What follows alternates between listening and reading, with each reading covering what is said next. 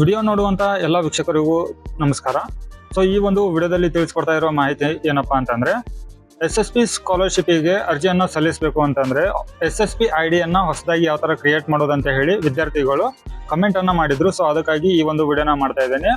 ಈ ಒಂದು ವಿಡಿಯೋದಲ್ಲಿ ತಿಳಿಸ್ಕೊಡ್ತಾ ಇರೋ ಮಾಹಿತಿಯನ್ನ ಪೂರ್ತಿಯಾಗಿ ನೋಡ್ಬಿಟ್ಟು ನೀವು ಕೂಡ ಅಕೌಂಟ್ ಅನ್ನ ಕ್ರಿಯೇಟ್ ಮಾಡಿ ಅದರ ನಂತರ SSP ಸ್ಕಾಲರ್ಶಿಪ್ಗೆ ಅರ್ಜಿಯನ್ನ ಸಲ್ಲಿಸಬಹುದು.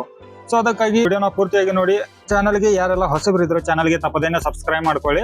ಇದೇ ತರ ಉಪಯುಕ್ತ ಮಾಹಿತಿಗಳು ನಿಮಗೆ ನಿರಂತರವಾಗಿ ನೋಟಿಫಿಕೇಶನ್ ಬರ್ತಾ ಇರುತ್ತೆ. ಸೊ ನೋಡಿ ವೀಕ್ಷಕರೇ, ಇಲ್ಲಿ ನಾವು ಇವಾಗ ರಾಜ್ಯ ವಿದ್ಯಾರ್ಥಿ ವೇತನ ತಂತ್ರಾಂಶ ಈ ಒಂದು ಪೋರ್ಟಲ್ ನಲ್ಲಿ ಇದ್ದೇವೆ, SSP ಪೋರ್ಟಲ್ ನಲ್ಲಿ. ಸೊ ಈ ಒಂದು ಪೋರ್ಟಲ್ ನ ಲಿಂಕ್ ಅನ್ನ ಡಿಸ್ಕ್ರಿಪ್ಷನ್ ಬಾಕ್ಸ್ ಅಲ್ಲಿ ಕೊಟ್ಟಿರ್ತೇನೆ. ಆ ಒಂದು ಲಿಂಕ್ ಅನ್ನ ಕ್ಲಿಕ್ ಮಾಡ್ಕೊಂಡ್ಬಿಟ್ಟು ಡೈರೆಕ್ಟ್ ಆಗಿ ನೀವು ಈ ಪೋರ್ಟಲ್ ಗೆ ಬರಬಹುದು. ಇಲ್ಲಿ ನಿಮಗೆ ಎರಡು ಆಪ್ಷನ್ ಗಳು ಕಾಣ್ತಾ ಇದಾವೆ. ಮೊದಲನೇ ಆಪ್ಷನ್ ಏನಪ್ಪಾ ಅಂತಂದ್ರೆ, ಹೊಸ ಖಾತೆಯನ್ನು ಸೃಜಿಸಲು ಇಲ್ಲಿ ಕ್ಲಿಕ್ ಮಾಡಿ. ಈ ಒಂದು ಖಾತೆಯನ್ನ ಯಾರೆಲ್ಲ ಕ್ರಿಯೇಟ್ ಮಾಡಬಹುದು ಅಂತಂದ್ರೆ, ಮೆಟ್ರಿಕ್ ಪೂರ್ವ ಹಾಗೂ ಮೆಟ್ರಿಕ್ ನಂತರದ ವಿದ್ಯಾರ್ಥಿಗಳಿಬ್ಬರಿಗೂ ಕೂಡ ಇದು ಅನ್ವಯ ಆಗುತ್ತೆ ಹೊಸ ಅಕೌಂಟ್ ಅನ್ನ ಕ್ರಿಯೇಟ್ ಮಾಡ್ಲಿಕ್ಕೆ. ಸೊ ಇಲ್ಲಿ ನಿಮ್ಗೆ ಯೆಲ್ಲೋ ಕಲರ್ ನಲ್ಲಿ ಇನ್ನೂ 3-4 ಲೈನ್ ಅನ್ನ ಕೊಟ್ಟಿದ್ದಾರೆ. ಇಲ್ಲಿಯವರೆಗೂ SSP ತಂತ್ರಾಂಶ ಖಾತೆ ಸೃಜಿಸದಿರುವ ವಿದ್ಯಾರ್ಥಿಗಳು ಅರ್ಜಿ ಸಲ್ಲಿಸುವ ಮೊದಲು ಖಾತೆಯನ್ನ ಸೃಜಿಸಬೇಕು.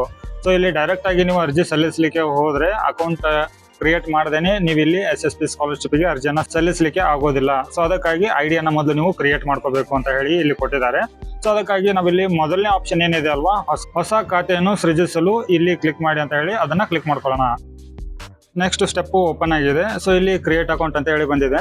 ಸೊ ಇಲ್ಲಿ ಯಾವ ಒಂದು ವಿದ್ಯಾರ್ಥಿಗಳು SSP ಐಡಿಯನ್ನ ಕ್ರಿಯೇಟ್ ಮಾಡ್ಲಿಕ್ಕೆ ಬಯಸ್ತಾ ಇರ್ತಾರೋ ಅಂತಹ ವಿದ್ಯಾರ್ಥಿಗಳ ಒಂದು ಆಧಾರ್ ಕಾರ್ಡ್ ದಲ್ಲಿರುವಂತಹ ಸಂಖ್ಯೆಯನ್ನ ಈ ಬಾಕ್ಸ್ ನಲ್ಲಿ ಎಂಟರ್ ಮಾಡಿ ಅಂತ ಹೇಳಿ ಕೇಳ್ತಾ ಇದ್ದಾರೆ. ಸೊ ಆ ಒಂದು ಬಾಕ್ಸ್ ನಲ್ಲಿ ವಿದ್ಯಾರ್ಥಿಯ ಆಧಾರ್ ಸಂಖ್ಯೆಯನ್ನ ಎಂಟ್ರಿ ಮಾಡಿಬಿಟ್ಟು ಕ್ಲಿಕ್ ಟು ಪ್ರೊಸೀಡ್ ಅನ್ನೋ ಒಂದು ಆಪ್ಷನ್ ಕಾಣ್ತಾ ಇದಲ್ವಾ, ಅದ್ರ ಮೇಲೆ ಕ್ಲಿಕ್ ಮಾಡ್ಕೊಂಡ್ರೆ ಇದು ನೆಕ್ಸ್ಟ್ ಸ್ಟೆಪ್ ಬರುತ್ತೆ. ಸೊ ಇಲ್ಲಿ ಗುರುತಿನ ದೃಢೀಕರಣ ಸೇವೆ ಅಂದ್ರೆ ಐಡೆಂಟಿಟಿ ವ್ಯಾಲಿಡೇಷನ್ ಸರ್ವಿಸ್ ಇಲ್ಲಿ ಓಪನ್ ಆಗುತ್ತೆ. ಸೊ ಇಲ್ಲಿ ಕೆಳಗಡೆ ಆಧಾರ್ ಕಾರ್ಡ್ ದಲ್ಲಿ ಇರುವಂತೆ ಸ್ಪೆಲ್ಲಿಂಗ್ ಮಿಸ್ಟೇಕ್ ಆಗದ ಇರೋ ಹಾಗೆ ಹೆಸರನ್ನ ಮತ್ತೆ ಆಧಾರ್ ಸಂಖ್ಯೆಯನ್ನ ಎರಡನ್ನ ಕೂಡ ಎರಡು ಬಾಕ್ಸ್ ನಲ್ಲಿ ಎಂಟ್ರಿ ಮಾಡಿಬಿಟ್ಟು ಅದ್ರ ಕೆಳಗಡೆ ಒಂದು ಟರ್ಮ್ಸ್ ಅಂಡ್ ಕಂಡೀಷನ್ ಇದೆ. ಆ ಟರ್ಮ್ಸ್ ಅಂಡ್ ಕಂಡೀಷನ್ ಅನ್ನ ಚೆಕ್ ಮಾರ್ಕ್ ಅನ್ನ ಮಾಡ್ಕೊಳ್ಳೋಣ. ಚೆಕ್ ಮಾರ್ಕ್ ಹಾಕೊಂಡ್ಬಿಟ್ಟು ಕೆಳಗಡೆ ಸಲ್ಲಿಸಿ ಅಂತ ಇದೆ ನೋಡಿ, ಸಲ್ಲಿಸಿ ಮೇಲೆ ಕ್ಲಿಕ್ ಮಾಡಿದ್ರೆ ಕಾಂಟ್ಯಾಕ್ಟ್ ಡೀಟೇಲ್ಸ್ ಫಾರ್ಮ್ ಓಪನ್ ಆಯಿತು. ಸೊ ಇಲ್ಲಿ ಇವಾಗ ನಿಮ್ಮ ಜೆಂಡರ್ ಯಾವುದು, ನಿಮ್ಮ ಹತ್ರ ಇಮೇಲ್ ID ಇತ್ತು ಅಂತಂದ್ರೆ ಇಮೇಲ್ ಐಡಿಯನ್ನ ಕೂಡ ನೀವು ಹಾಕಿ. ಯಾಕೆಂತಂದ್ರೆ ಒಂದೊಂದ್ಸತಿ ಮೊಬೈಲ್ ನಲ್ಲಿ ಕೆಲಸ ಆಗದೆ ಇದ್ರೂ ಕೂಡ ಇಮೇಲ್ ಐಡಿಗೂ ಕೂಡ ನೀವು ಕಾಂಟ್ಯಾಕ್ಟ್ ಅನ್ನ ಮಾಡಬಹುದು ಅಂತ ಹೇಳಿ ಕೊಟ್ಟಿದ್ದಾರೆ. ಸೊ ನಿಮ್ಮ ಇಮೇಲ್ ID ನಂತರ ಮೊಬೈಲ್ ನಂಬರ್ ಅನ್ನ ಎರಡನ್ನೂ ಹಾಕಿ. ನೀವು ಕೊಟ್ಟಿರುವಂತ ಮೊಬೈಲ್ ನಂಬರ್ಗೆ ಒಂದು OTP ಬರುತ್ತೆ.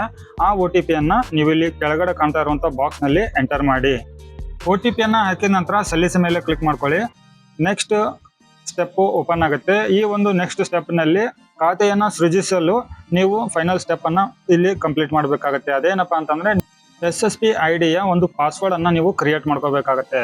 ಸೊ ಈ ಒಂದು ಅಕೌಂಟ್ ಅನ್ನ ಲಾಗಿನ್ ಆಗ್ಬೇಕಂತಂದ್ರೆ ನೀವು ಇಲ್ಲಿ ಪಾಸ್ವರ್ಡ್ ಅನ್ನ ಕ್ರಿಯೇಟ್ ಮಾಡ್ಕೊಂಡ್ರೆ ಮಾತ್ರನೇ ನೀವು ID ಹಾಕಿಬಿಟ್ಟು ಪಾಸ್ವರ್ಡ್ ಹಾಕಿ ಲಾಗಿನ್ ಮಾಡ್ಲಿಕ್ಕೆ ಆಗುತ್ತೆ. ಸೊ ಹಾಗಿದ್ರೆ ಇಲ್ಲಿ ನ್ಯೂ ಪಾಸ್ವರ್ಡ್ ಮತ್ತೆ ಕನ್ಫರ್ಮ್ ಪಾಸ್ವರ್ಡ್ ಎರಡೂ ಕೂಡ ನೀವು ಇಲ್ಲಿ ಕ್ರಿಯೇಟ್ ಮಾಡ್ಕೋಬೇಕಾಗತ್ತೆ.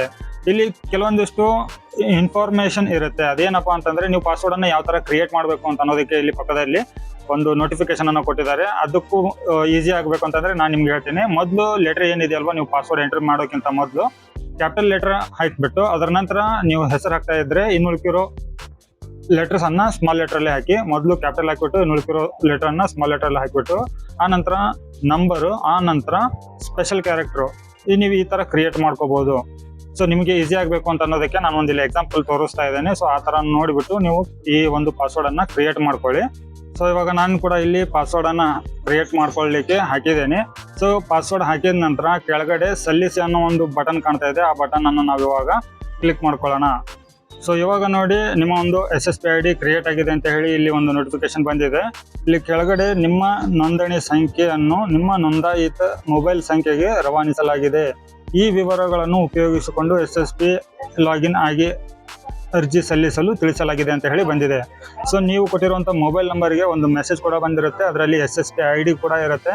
ಸೊ ಆ ಒಂದು ಮೆಸೇಜ್ ಯಾವ ತರ ಇದೆ ಅಂತ ಅನ್ನೋದನ್ನ ನಾನು ಇಲ್ಲಿ ನಿಮಗೆ ಪಕ್ಕದಲ್ಲಿ ತೋರಿಸ್ತಾ ಇದ್ದೀನಿ. ಇದೇ ತರ ಮೆಸೇಜು ನಿಮಗೂ ಕೂಡ ಬಂದಿರುತ್ತೆ. ಆ ಒಂದು ಮೆಸೇಜ್ ನಲ್ಲಿ SSP ID ನಂಬರ್ ಇರುತ್ತೆ. ಅದನ್ನ ನೀವು SSP ಸ್ಕಾಲರ್ಶಿಪ್ ಹಾಕುವಾಗ ಆ ಒಂದು ಐಡಿಯನ್ನ ಹಾಕಿಬಿಟ್ಟು ಕ್ರಿಯೇಟ್ ಮಾಡ್ಕೊಂಡಿರುವಂಥ ಪಾಸ್ವರ್ಡ್ ಅನ್ನ ಹಾಕಿ ಲಾಗಿನ್ ಆಗಿ SSP ಸ್ಕಾಲರ್ಶಿಪ್ಗೆ ಅರ್ಜಿಯನ್ನ ಸಲ್ಲಿಸಬಹುದು. ವೀಕ್ಷಕರೇ, ಈ ಒಂದು ವಿಡಿಯೋ ತಮಗೆ ಉಪಯೋಗ ಆಗಿದ್ರೆ ವಿಡಿಯೋಗೆ ಒಂದು ಲೈಕ್ ಕೊಟ್ಟು ಚಾನಲ್ಗೆ ಸಬ್ಸ್ಕ್ರೈಬ್ ಮಾಡಿ. ಮತ್ತೆ ಹೊಸ ಮಾಹಿತಿಯೊಂದಿಗೆ ಸಿಗ್ತೀನಿ. ಅಲ್ಲಿವರೆಗೂ ಜೈ ಹಿಂದ್.